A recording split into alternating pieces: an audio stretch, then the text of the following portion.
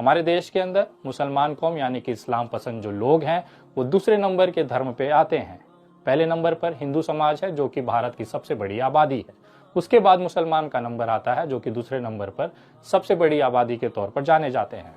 लेकिन अगर विश्व की बात करें तो विश्व में सबसे ज्यादा तेजी से बढ़ने वाला जो धर्म है वो है इस्लाम। उसके बावजूद भी पूरे विश्व की जो कम्युनिटीज हैं, दूसरे धर्म के लोग हैं, वो इसी कौम के पीछे पड़े हुए हैं। ताजा उदाहरण फलस्तीन को ले सकते हैं। आप अगर एक मुसलमान हैं तो मैं जानता हूं, जहां तक मुझे जानकारी है, यार आप भी इस बात को कबूल करेंगे कि इस्लाम में 5 वक्त की नमाज होती है। लेकिन मैं आपको बताते हुए मुझे बहुत दुख हो रहा है कि फलस्तीन एकमात्र ऐसी जगह है, एकमात्र ऐसा देश है जहां पर इस्लाम पसंद लोग दिन में 6 बार नमाज करते हैं।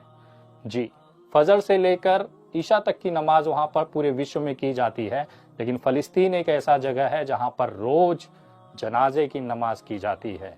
यानी कि वहां पर हत्याएं, मृत्यु इस लेवल पर है, इजराइल द्वारा क्रूरता इस लेवल पर है कि वहां पर हर दिन 5 वक्त के नमाज के बाद छठवीं जो नमाज की जाती है वो है जनाजे की। जमीन कम पड़ रही है लोगों को दफनाने के लिए, इतनी लाशें फलस्तीन की जमीन पर बिछड़ी हुई हैं। ये इजराइल द्वारा ये सब कृत्य किया जा रहा है जो कि पूरे विश्व के सामने है, किसी से छुपा नहीं है। 13,000 से ज्यादा बच्चों का कत्लेआम किया गया। बहुत सारे लोगों के साथ वहां पर बर्बरता की गई। प्रेग्नेंट महिलाओं के साथ में बलात्कार किए गए, गैंग रेप किए गए। बहुत सारी ऐसी वीडियोस दिखी हैं जिसमें कि महिला प्रेग्नेंट रही है, उसके सामने इजराइल सैनिकों ने रेप किया, उसके बाद में उसके पति के सामने ही किया और बाद में गोली मार दी गई। ऐसी भी वीडियोस मैंने देखी हैं जिसमें बच्चे दुआ कर रहे थे कि हे ऊपर वाले मुझे मौत दे दे। मैंने सुना है कि जन्नत में खाने की कमी नहीं है। मैं उस इस्लाम की बात कर रहा हूं जहां पर इस देश के, इस धरती के अंदर एक ऐसा भी देश है जहां पर छोटे छोटे बच्चे अपनी मौत के लिए ऊपर वाले से प्रार्थना कर रहे हैं, दुआ कर रहे हैं, केवल इसलिए कि शायद मरने के बाद जन्नत जब उन्हें नसीब होगी, जन्नत जब वो जाएंगे तो वहां पर भूखा नहीं रहना पड़ेगा, उनको वहां पर भोजन मिलेगा। लेकिन इसके उलट जब मैं भारत की मुसलमानों की स्थिति को देखता हूं तो मैं बहुत चौंक जाता हूं। अभी 2 दिन पहले ही होली बीती है। मैंने इस बार होली नहीं मनाई क्योंकि मेरे सामने उन बच्चों के जो जख्मों के खून थे उसे देखकर मेरा मन विचलित था। मैंने सोशल मीडिया के माध्यम से पर्सनल लेवल पर मैंने ये घोषित किया कि भले मेरा कौम नहीं है, मैं इस्लाम से नहीं हूं, लेकिन एक इंसानियत के नाते मेरे बगल में करीबन 4,000 किलोमीटर की दूरी पर छोटे छोटे बच्चों को कत्लेआम किया जा रहा है, उनके शरीर पर जख्म दिए जा रहे हैं जिसमें से खून निकल रहा है। उस खून की दर्द को वो संभाल नहीं पा रहे, वो चीख रहे हैं, चिल्ला रहे हैं। ऐसे माहौल में एक भाई जो कि इंसानियत को मानने वाला है, आखिर वो जश्न कैसे मना सकता है? मैं एक ब्राह्मण हूँ, हिंदू हूँ, उसके बावजूद भी मेरे अंदर ये तकलीफ थी, मेरे दिल में ये तकलीफ थी कि इस घटना के बाद, इतनी लाशों के बाद मैं जश्न या फिर कोई त्योहार मना ही नहीं सकता। मेरा ज़मीर, मेरी हिम्मत गवाही नहीं देती। लेकिन ठीक इसके उलट इसी इस्लाम के लोग जिनके भाइयों को वहाँ काटा जा रहा है, उनकी बहनों को वहाँ पर गैंगरेप करके, बलात्कार करके गोलियां मारी जा रही है, छोटे छोटे बच्चों को कत्लेआम किया जा रहा है, उनके ऊपर से टैंक चढ़ाए जा रहे हैं, उनको ऊपर से गाड़ियां चलाई जा रही है, सर में गोलियां मारी जा रही हैं। ऐसा सब देखने के बाद भी मेरे भारत का मुसलमान इफ्तार पार्टियों में जश्न मना रहा है। बड़े बड़े दस्तरखान लगाए गए हैं, खूबसूरत से खाने रखे गए हैं, बढ़िया व्यंजन दिया गया है उस विश्व के अंदर जहां पे ठीक उनसे 4,000 किलोमीटर की दूरी पर छोटे छोटे बच्चे घास खा रहे हैं, उनको निवाला नहीं है। उसके बावजूद भारत के जो कुछ मुसलमान हैं वो जश्न मना रहे हैं और उसकी वीडियो सोशल मीडिया पर बड़ी तेताबी के साथ डाल देते हैं, बड़े गर्व के साथ कि बड़ा शानदार डिनर किया। मैं मानता हूं भगवान ने आपको नवाजा है, भगवान ने आपको वो सारी आपके मेहनत का फल दिया है कि आपको उस काबिल बनाया है कि आप इतना शानदार इफ्तारी कर सकते हैं। लेकिन जिस कौम में आपके नियम के अनुसार जिस तरह से आप इतनी शानदार पार्टियां कर रहे हैं, इफ्तार कर रहे हैं, कभी आपने सोचा है कि आपके बगल में आपका भाई घास खा रहा है, उसकी बहनों के साथ बलात्कार हो रहा है? थोड़ी तो रहम और थोड़ी सी तो आपको फिक्र होनी चाहिए। मैं ये नहीं कहता हूं कि आप इफ्तार मत करिए, शानदार इफ्तार करिए भाई, बहुत बेहतरीन इफ्तार करिए, जितना हो सकता है उतनी बेहतरीन खाना खाइए, उतनी बेहतरीन सेलिब्रेशन करिए, लेकिन बंद आंखों से घर के अंदर मुट्ठी बंद करके। ये सोशल मीडिया पर आप जो बड़ी बड़ी वीडियोस, दस्तरखाने, बड़े शानदार पार्टियां, इफ्तार पार्टियां चला रहे हैं, आपको क्या लगता है कि ये वीडियो जब दूसरे देशों में या कि फलस्तीन के लोग देखते होंगे तो वो क्या सोचते होंगे कि हमारे छोटे बच्चे उसी इस्लाम में कत्लेआम कर दिया जा रहा है, और हमारे ठीक बगल का एक छोटा सा देश, हमारे ठीक बगल का एक देश जिसमें कि मुस्लिम आबादी, इस्लाम पसंद लोग इतनी तादाद में हैं, वहां पर दस्तरखान सजाए गए हैं और उसकी बाकायदी नुमाइंदगी की जा रही है, उसका शो ऑफ किया जा रहा है सोशल मीडिया पर। आपको यकीन नहीं होगा मेरी बातों पे, लेकिन मैं कुछ वीडियोस आपको दिखाना चाहता हूं। ये वीडियो जो आप मेरे बगल में देख रहे हैं, दरअसल ये मुंबई के सबसे बड़े इफ्तार पार्टी की एक दावत का छोटा सा वीडियो है, जिसमें बिग बॉस के विनर मुनव्वर फारूकी अपने कुछ social media influencers, million follower करने वाले, मिलियंस में उनको फॉलो करने वाले लोग उनके साथ बैठे हुए हैं, और इतना शानदार दस्तरखान इन्होंने लगाकर सोशल मीडिया पर वीडियो पोस्ट की, ये दिखाने के लिए कि देखिए मेरा रुतबा क्या है, मैं बिग बॉस का विनर हूँ, मेरी इफ्तार पार्टी इतनी शानदार होती है, 5 स्टार होटलों में बड़े से दस्तरखान पे बड़े बड़े लोगों के साथ मैं इफ्तार करता हूँ। ये वो इंसान है जो उसी इस्लाम, उसी कुरान के मानने वाले लोगों में से आता है, जिनके छोटे छोटे बच्चों को कत्लेआम किया जा रहा है, उसी कौम की महिलाओं के साथ गैंगरेप किया जा रहा है, उनके सामने, उनके पति के सामने उनको गोलियां मार दी जा रही है, और यहाँ पर दस्तरखान सजाए गए हैं।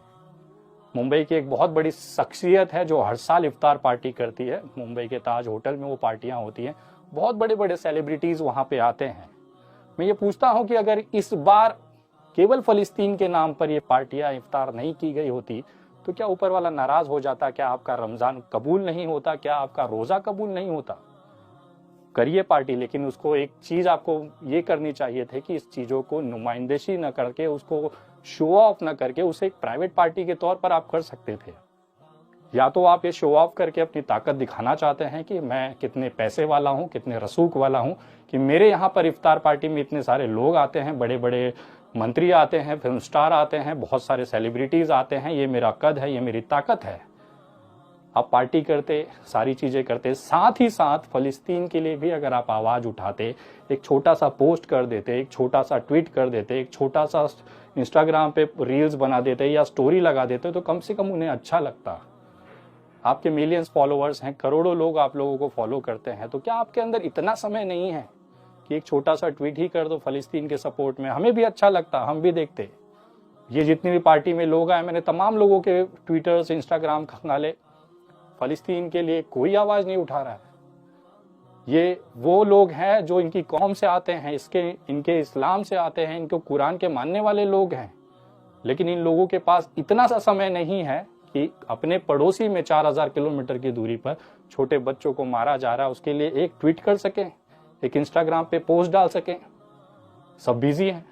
कहाँ बिजी हैं? हुक्का पीने में। कल रात को ही बिग बॉस के जिस विनर का मैंने आपको वीडियो दिखाया, जितना शानदार उन्होंने दस्तरखान लगाया हुआ था, बेहतरीन खाने, विश्व के सारे फ्रूट्स, सारी चीजें वहां पर रखी हुई थी, शानदार इफ्तार पार्टी कर रहे थे। दरअसल वो इसीलिए फलस्तीन को लेकर आवाज नहीं उठा पा रहे, उसकी मदद नहीं कर पा रहे, क्योंकि उनके पास समय नहीं है, वो हुक्का पीने में बिजी हैं। कल रात को मुंबई पुलिस ने उन्हें डिटेन किया है, हुक्का पीने के जुर्म में उनको अरेस्ट किया गया था, उसके बाद में उन्हें छोड़ दिया गया है। बहुत मामूली सी घटना है। उनके ब्लड सैंपल्स में टबैको मिली है, ऐसी खबरें सोशल मीडिया पर, समाचार चैनलों पर चल रही हैं। मैं समझ सकता हूँ हुक्का पीने में आपको बहुत समय बिजी हो जाते हैं, ताकि आप सोशल मीडिया पर जाके आप रील्स बना सकते हैं, आप गानों की अपना कमर मटका सकते हैं, लचीली कमरिया का झटका दिखा सकते हैं, नए नए स्टंट दिखा सकते हैं, गाड़ियां दिखा सकते हैं, करोड़ों रुपए का अपना आलीशान जिंदगी दिखा सकते हैं, लेकिन आपके पास वक्त नहीं है फलस्तीन के उन बच्चों के लिए 2 शब्द कहने का। मैं वो इंसान नहीं हूं, आपसे ज्यादा नहीं, लेकिन बहुत छोटा सा एक व्यक्तित्व है, अपनी जिंदगी में संघर्षों के साथ यहां तक पहुंचा हूं। लग्जरी गाड़ियां हैं, मेहनत की कमाई है, उसके बावजूद लेकिन एक इंसानियत जो मेरे दिल में है, उसके अंदर धर्म को लेकर कोई भी भेदभाव नहीं है। इसलिए 15 दिन से मैं लगातार फिलिस्तीन के बच्चों को लेकर, वहां की बहनों को लेकर, वहां के लोगों को लेकर मुहिम चला रहा हूं। इसमें मेरा कुछ नहीं जाता है, उल्टा मैं गालियां ही खा रहा हूं। मेरे सोशल मीडिया पर अगर आप जाके देखेंगे तो जितने हिंदू भाई हैं वो मुझे मुसलमान के एक कैटेगरी में डाल देते हैं कि भाई तू मुसलमान है। मुझे कोई आपत्ति नहीं, आप मुझे मुसलमान बोलिए, आप मुझे कुछ बोलिए। अगर मेरी इस मेहनत से किसी छोटे से बच्चे के पेट में निवाला जाता है, किसी बहन का शरीर पे कपड़ा चला जाता है, किसी बुजुर्ग की दवाई लग जाती है या किसी की चोट पर मरहम लग जाता है ना, तो मैं ऐसे बदनाम होने के लिए तैयार हूँ। मेरा ज़मीर अभी तक मरा नहीं है। मैं आज भी इंसान और इंसानियत को तवज्जो देता हूँ। मेरे लिए धर्म दूसरे नंबर पर आता है। मैं पूजा पाठ करता हूँ, मंदिर मैंने खुद बनवाए हैं, वहाँ पर जाके मेरी पूजा पाठ मैं करता हूँ, रेगुलर करता हूँ। उसके बावजूद भी जब भी किसी इंसान के ऊपर दिक्कत आती है, वो किसी भी धर्म का हो, किसी भी जात का हो, मुझे कोई आपत्ति नहीं है। मैं उसकी मदद करने में पीछे नहीं होता हूँ। मेरे नवरात्र में, पूरे रमज़ान में मैं लगातार सड़कों पर निकल कर लोगों को राशन की किटें, पैसे और सारी चीज़ों से मदद करता हूँ, ताकि उसको थोड़ा सा सुकून मिले। आप लोगों को तो इतनी बड़ी बड़ी शानदार ताज होटल्स में पार्टियां कर रहे हैं, उसके बावजूद आपके पास इतना वक्त नहीं है कि चलो आप मत मदद करो यार। कम से कम एक छोटा सा ट्वीट ही कर दो, इंस्टाग्राम पे सपोर्ट के लिए आवाज ही उठा लो। आपके मिलियन फॉलोअर्स हैं, ये मैसेज उन मिलियन लोगों तक जाएगा, ताकि विश्व के अंदर एक ये संदेश जाएगा कि हाँ, भारत का भी मुसलमान फिलिस्तीन की स्थिति को लेकर चिंतित है। मैंने जब अपील की थी तो ग्रामीण इलाकों के जो छोटे छोटे से शहरों में, छोटे छोटे से गांवों में रह रहे लोग हैं, उन्होंने आगे आकर मदद करने के लिए इस मुहिम से जुड़े। लेकिन जब मैं देखता हूँ इन तमाम